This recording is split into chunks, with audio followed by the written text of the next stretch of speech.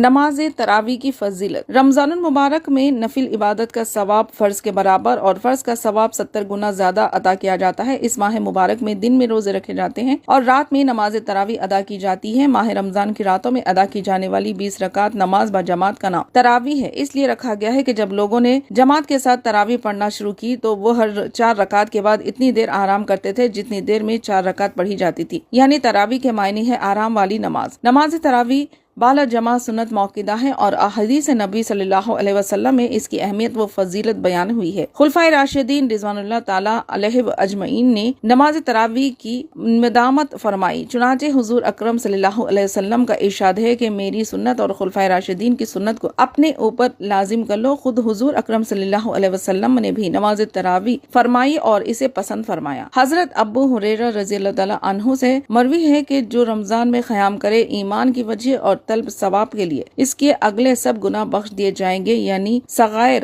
پھر اس اندیشے سے کہ امت پر فرض نہ ہو جائے۔ آپ صلی اللہ علیہ وسلم نے ترک فرمائی۔ خلیفہ دوم حضرت عمر فاروق رضی اللہ تعالی عنہ رمضان کی ایک شب مسجد میں تشریف لے گئے اور لوگوں کو متفرق طور پر نماز پڑھتے دیکھا۔ آپ رضی اللہ تعالی نے فرمایا، میں مناسب سمجھتا ہوں کہ آپ سب کو ایک امام کے ساتھ جمع کر دوں تو بہتر ہے۔ اس طرح آپ نے ایک امام حضرت ابن کعبہ رضی اللہ تعالی کے ساتھ لوگوں کو اکٹھا کر دیا۔ پھر دوسرے دن تشریف لے گئے تو ملاحظہ فرمایا کہ لوگ ایک امام کے پیچھے نماز پڑھ رہے ہیں۔ اس وقت آپ نے فرمایا، یہ ایک اچھی بدعت ہے۔ واضح ہے کہ حضرت فاروق اعظم رضی اللہ تعالی عنہ نے جب حضرت ابن بن کعب رضی اللہ تعالی عنہ کو امام بنایا تو تمام صحابہ کرام نے اس پر اتفاق کیا اور کسی نے اعتراض نہیں کیا، اس لیے کہ صحابہ کرام میں سب سے بہتر قرآن مجید پڑھنے والے حضرت ابن بن کعب رضی اللہ تعالی عنہ تھے۔